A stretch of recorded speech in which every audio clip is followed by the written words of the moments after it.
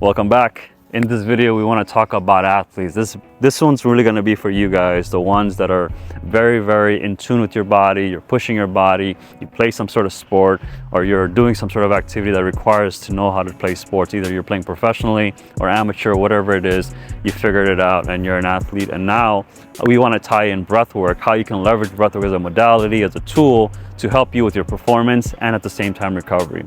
I use this every single day, so this is going to be a very powerful, jam-packed video with you understanding a lot, hopefully by the end of this video. With that, let's get straight into it. We want to talk about health in the perspective of alpha. What is your alpha state? And a lot of you athletes understand what that means because you clearly are in your alpha state. You cannot be an athlete or playing professionally or playing semi-professionally or whatever version you're playing without you optimizing yourself to be in an alpha state. Of course, maybe you let yourself go for a little bit and you're coming back and you're not at your prime, all good. You still were in an alpha state before, so you can always go back to it. It's just the memory of it. The muscle memory kicks in, and fascial memory kicks in, everything kicks in, and you come back to A+ state much shorter than normal. Now, I don't know what you've been doing, and I'm not gonna assume anything. I'm gonna just always come from the perspective of setting the foundation, and then we build from there, right? So a few things you have to consider when you become an apex alpha type of optimal state is you got to think about your movement. How much are you moving? How little are you moving? Your metabolism, what are you actually putting inside your body? What are you not putting inside your body? And then your mindset, what are you thinking about all day long? What does your rest ritual look like? What does your rise ritual look like? What thoughts are you having? We have close to 60 to 70,000 thoughts per day, so a lot of thoughts are happening, and those thoughts are causing us to do some sort of action. And of course, those actions create behaviors, and those behaviors over time then become your habit, and then as you keep doing those habits over and over, it becomes your personality. You are that person that does whatever that activity is, and then now it becomes part of your lifestyle. You can't really live without it anymore, and that's the best part. That's a sweet spot. But the unfortunate reality is that we have created so many lifestyle choices or habits that we're not proud of or we don't like, but we still have it because that's just all we know, and we know change is hard. So we talk about all that stuff in alpha. But for this video, I want to talk more about movement aspect, which is the breathwork and blood flow. I've already talked a lot at length about metabolism and mindset, so go ahead and check the channel and see if you can find the video. Maybe search for it, and you'll find so many, I think 100 plus for each. And that's the goal, because I want to make sure that there is no doubt about what I'm saying. If I'm saying the same thing over and over for 100 videos, I think you'll get the hint that there's something fundamentally inherently important. All those words just to say it's important. And so we're going to double click on breathwork. Movement breaks down into your breathwork and blood flow. How are you breathing? And then also, how are you moving the body so that you're getting that oxygen through your blood to wherever it needs to go, and eventually help you optimize yourself. Now, I'm going to assume, again, I don't want to make an ass out of you and me, but I'm going to assume that you work out. If you're a runner, you're probably stretching, you're probably doing some weightlifting, you're probably doing some cardio, etc., right? A mix of stuff. So when you are moving, how are you moving? And once you answer that question, then you realize, are you getting enough optimal oxygen intake, right? When you're breathing in, how are you breathing? Are you breathing from the top of your lungs? Are you breathing from the bottom of your lungs? Are you shallow breathing, deep breathing? And we want to know about all that. And the best way to think about that is actually just starting off with understanding how that breath works, right? So let's go ahead and work together and just take a deep, normal breath, whatever that means. We set that baseline, and we'll talk further after that. So, I'm going to exaggerate for exaggeration purposes. So, right, I inhaled and I exhaled, but the situation is, well, first let me ask you, was that your best deep inhalation? Hopefully some of you said no, because that to me is probably the bare minimum that we should be doing all the time. But we don't. Why? Because sometimes we're not taught. I know I wasn't taught until I was like 30 something on how to properly breathe. It's very strange, right? It was an inherent thing that I did. It was unconscious. I never had to think about it.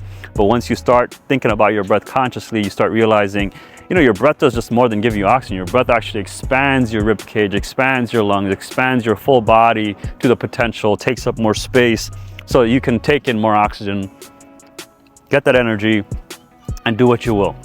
So that right there was like the normal breath, but now we want to do something called a diaphragmatic breath, right? Using our diaphragm muscle. So this is where the nerdy part's going to come out. I love the diaphragm, right? The diaphragm is this big sheet of muscle. Most of us don't even know where it is. It's right below our lungs, and it sort of encapsulates all of our guts and whatnot. But what happens is when we do a belly breath, a normal breath, like imagine a child breathing, they breathe from their belly, so their belly expands. So what happens, the diaphragm actually goes down, contracts, pushes out the guts and organs to the front, which is why your belly sticks out, and you're allowed to fully expand your lungs to its capacity, right? And so we want to do that. We're going to do a biphasic. So we're going to take a belly breath in, so we're going to expand the belly, and then we're going to take in a little bit more air. We're going to sip more air and fill up the top. So it's going to be a biphasic. So biphasic inhalation, we're going to breathe here, and then we'll fully let it out. So we'll allow the diaphragm to fully relax, and our lungs will contract, and all the carbon dioxide will go to these beautiful trees around me in the park. We'll take 5 of these breaths, but I want to show you 2 just so that you get an idea of how to do this yourself. So I'm going to go ahead and go in a side profile so you get to see. I'm going to exaggerate the belly. So exaggerate the belly, and we're going to bring it up to the chest. So, and then we're going to let it go. Again, we're going to exaggerate the belly. We're going to go ahead and rise the chest, and then we're going to let it go. We're going to take 5 of these, and after the 5th one, we'll come back and we'll talk further about it and how you can, leverage this tool for whatever your needs are. So let's go get started in 3, 2, 1. 1.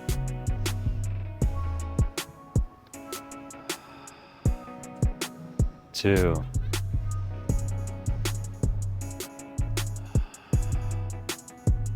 3.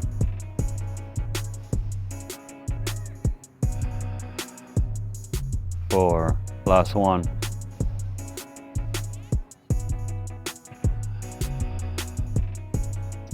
5. How do you feel? Hopefully you feel calmer, more at peace, more centered, more grounded, more in the present. Those are all things that I look for nowadays. And I'm pretty sure if you're at your A game, at your A level, you're also seeking that. Because what happens is we spend so much of our time becoming so good. Once we get good, what happens next? What's after good? This is the conversation that you'll have with yourself as you get older and older. So I'm curious to hear what you've experienced in the comments, so let me know.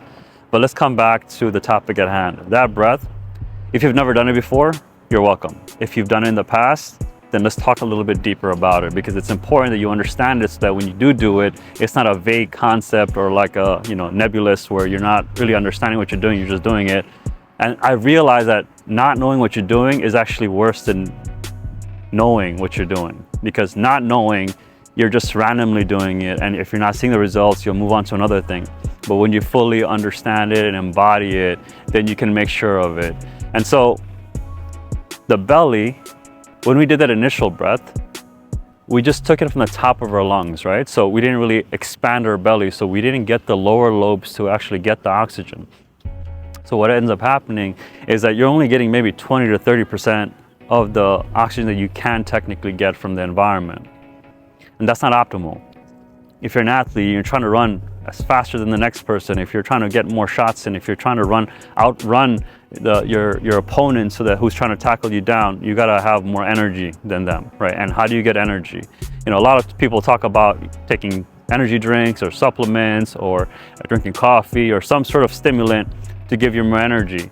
Yes, 100%, you can definitely use that. You can use chemical stimulants to go ahead and activate you, but you'll become reliant on it, right? Just like anything, you become reliant on anything that you keep doing over and over. What if I were to tell you, though, at the end of the day, all that stuff that you're consuming eventually leads to your mitochondria and your cells with the ATP being generated so you can actually use that for energy. And that's the crux of it. Energy is really ATP. When you break down those or cleave those phosphate bonds, you're getting energy release, and then your body's able to use it to do whatever it needs to do, which is usually to move your body, right? Depending on what you're doing. That's why you're breathing faster, because you're breaking down a lot of sugars and carbon dioxide and all that stuff, so you can release it into the environment. But when you are doing breathing, specifically breath work that we just did right now with our diaphragm, what ends up happening is you go from going 20 to 30% of the oxygen that you're getting from the environment, you're actually now getting maybe close to 70 to 90%, depending on how you're doing and how serious you are. How much are you actually engaging all of it? Not just the front of your belly, but also the back and lower back, because your lower back is part of that huge diaphragm muscle. So when you engage the full, what I would say, the thorax of the region, not the abdominal region, but no, yeah, I would say the abdominal region. The whole abdominal region is really important, the thorax and the abdominal region. And when you expand it, you can obviously, now probably I could do up to 90%. So, but I know for a fact I'm still working on my lower back, so that hasn't been unlocked yet. Once I unlock my lower back, I'll be able to get 100% activation, close enough, whatever that means, 90%, 95%. I'm okay with that, because I can take in more oxygen from the environment and feel good about it. So when you're getting 70 to 90% of an oxygen intake, it's so much more powerful than not getting that. And so we want to make sure that when you are breathing in, how can you use this for what now? Performance, and then also at the same time, recovery. Performance, I mean, it's clear, right? You get 3x more energy from every breath when you do a diaphragmatic breath versus normal breath. So performance-wise, think about what you would have to do. Whatever you would do normally, you could do 3 times less and still get that. But imagine you did the same exact thing normally, now you get 3 times more. And when you get all that energy, you perform better and from the next person, because the next person isn't doing what you're doing, or maybe they are and they're just outperforming you. But performance-wise, this is what I do all the time. I know sometimes my muscles aren't ready for the next load, the progressive overload that I do, which is the next PR for me. My muscle has to build 88 mitochondria and the ATP for me to do that. But if I were to do the breath work that I just showed you, I'm able to actually lift that weight, so I can tear the muscle, make it stronger, force it, get the hormonal response, so I can build more muscle, build more mitochondria, so I can push that weight as a normal. So for me, performance-wise has been fantastic. I'm not gonna lie, I don't just do 5, I do probably hundreds. I do it all day. I mean, before I go to the gym, during the gym, after the gym, in between the gym, whatever you want to say, I'm always doing the belly breath, because I want to optimize myself as, not quickly, but as stable as possible. I want to make this process very consistent where I don't think too much about it. And so for performance-wise, that's what you got to do. But now let's talk about recovery. Same concept. Before you go to bed, go ahead and do some belly breath. Go ahead and unwind, get that sleepy state that we can think about, right? So you can do like maybe a guided breath work where you're doing it for like maybe 15 minutes and you feel relaxed, you feel calm. And what's gonna happen is, as you're going to sleep, again, don't eat, right? You don't want your digestive system to be working overtime when you're sleeping. All that extra breath that you took is gonna go to all the areas that you need recovery in, whether it be, the workout that you just did, or there's a healing that you need to do. You maybe cut something, or you injured something, you need the healing. You can direct that oxygen within you, and then your body will figure out the rest. Like it's already automated. It knows where to go. You just got to do that initial activity, which is that conscious breath. And then over time, you'll get to where you need to go. So with that being said, guys, if you found any value in this video, definitely give me a like, letting me know you liked the video. And then if you did not like the video, give me a dislike, letting me know why in the comments below. This is really for you guys athletes, because I know where you're trying to be. I'm there right now, and I'm not fully there, but I'm going there.